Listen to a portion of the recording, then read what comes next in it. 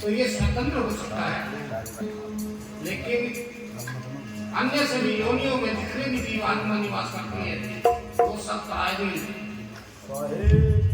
महापुरुषों ने कहा कि परायाधीन सपनों सुख नहीं, परायाधीन रहने से कभी भी सुखने में सुख की कामना नहीं करनी चाहिए, तो इसको मिलेगा ही नहीं।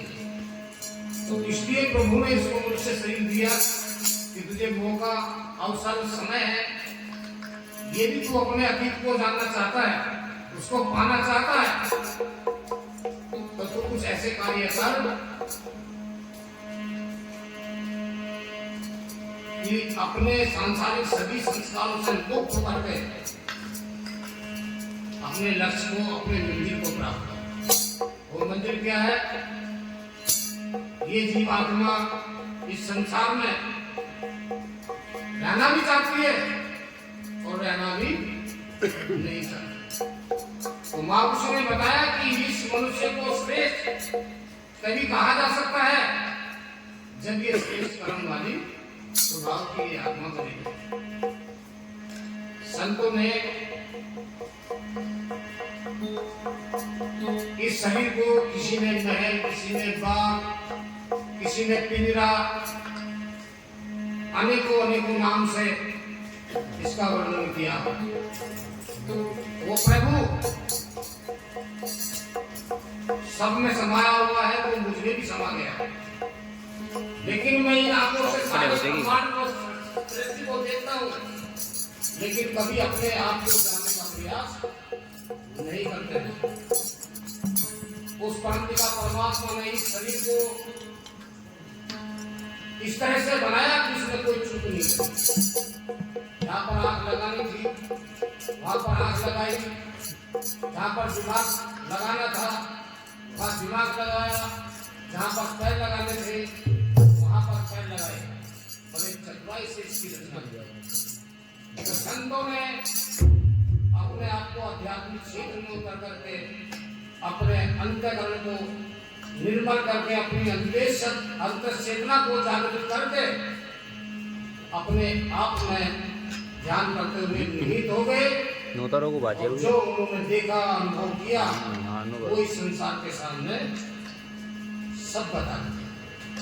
वो इस जीवात्मा को अच्छा लगता है क्योंकि ये जीवात्मा फंसा हुआ है, ये निकलना चाहता है, लेकिन संसार की माया से, संसार के सांसारिक भोग विलास वाले के जो धंधे हैं वो इसका कभी पीछा नहीं छोड़ते।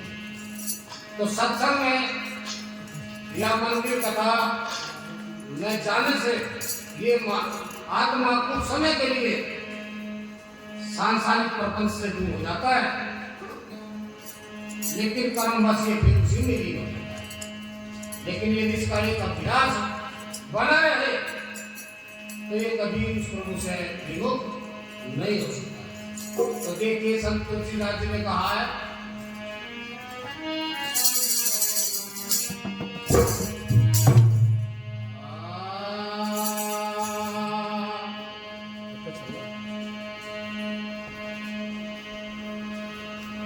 तो सतगुरु दिल का चांदना, सतगुरु दिल का चांदना, तो बिन सतगुरु आंगे, तुम जब तक सतगुरु ना मिले तो जेल जबर का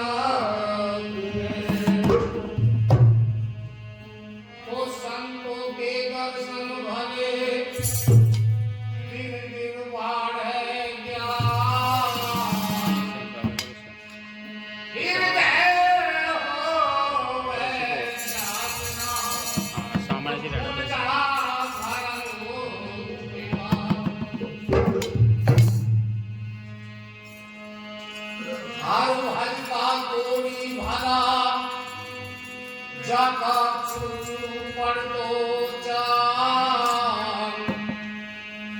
कंचन दे नहीं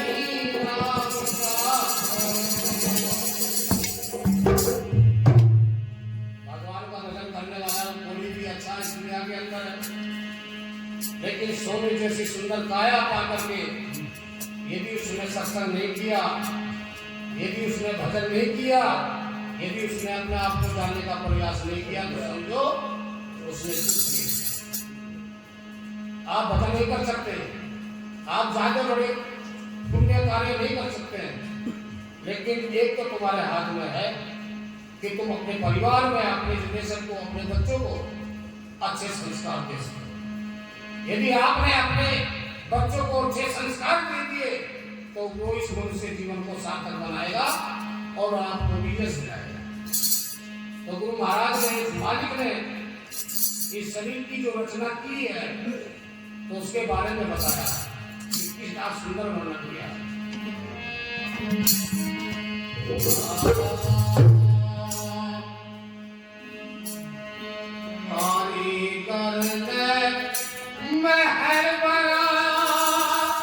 हो गया बात।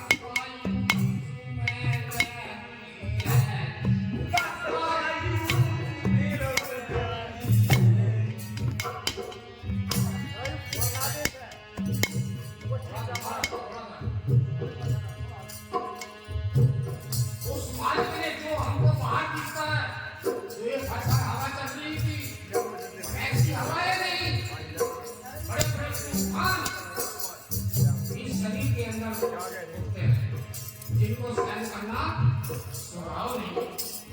इसके अंदर ऐसी हवा, ऐसी दसवाई इसके अंदर लगती है जिनको ये मनुष्य करने की कोशिश नहीं करता। ये वायु हमारे शरीर के अंदर प्राण होते हैं और प्राण के द्वारा ही हम सब कुछ काम करते हैं, खाते हैं, पीते हैं, अधिक से अधिक बल लगा करके काम करते हैं। यदि ये प्राण वायु मनुष्य की कमजोर हो जाए तो ये कुछ नहीं कर सकता।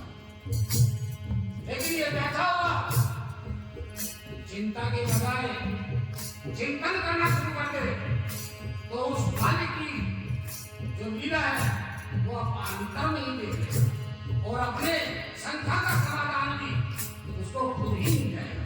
तो क्या कहा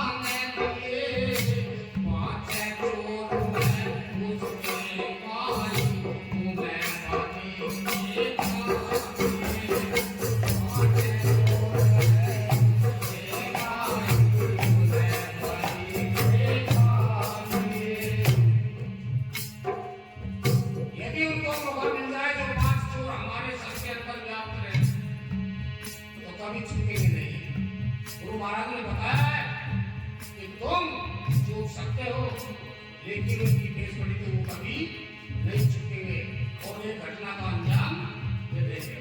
जैसे बताया वाक है पड़े पैर नहीं झूमते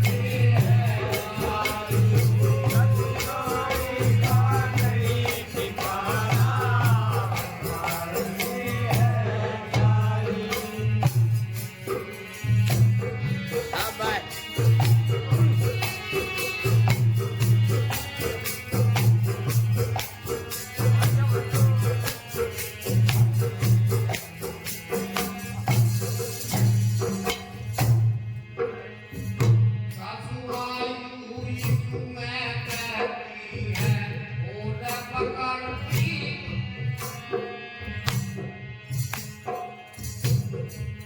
ये हमारे मनुष्य शरीर 8 मास त्वचा का ही नहीं बना हुआ है, इसके पीछे बड़े सूक्ष्म अंग लगाए गए हैं।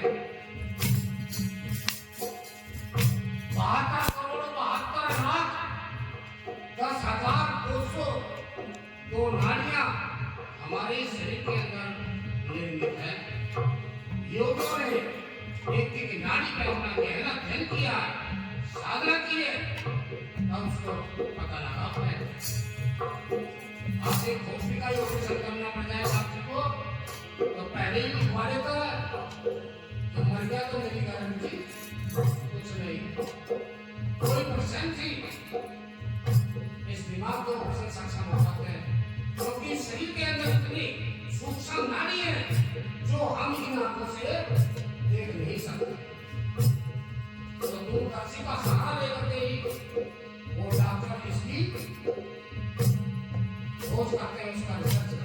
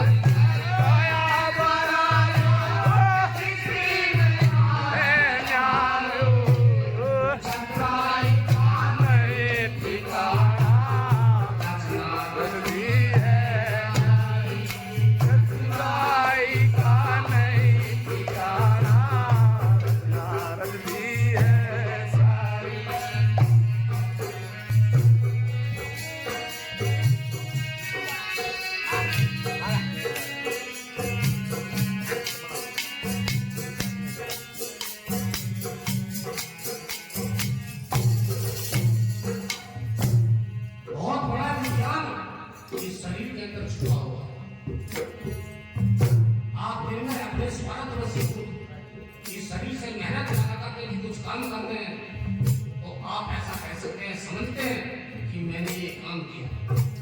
लेकिन उस मालिक ने इस शरीर को बना देने के बाद में सभी अंग विकसित कर दिए कि ये अपना काम अपने आप काम कर। जैसे ये कान है, ये सुन रहे हैं, आप सुनने की कोशिश नहीं कर रहे हैं, लेकिन उस मालिक आप देख रहे हैं, बल्ब झपक रहे हैं, आप नहीं झपक रहे, वो क्रियान्वित है, वो ऑटोमेटिक चली रहे। लेकिन यदि आप देखने की कोशिश करने लगे तो हो सकता है इन दो आंखों की बजाय आपको कितनी भी आंख से दिखाई दे रही है।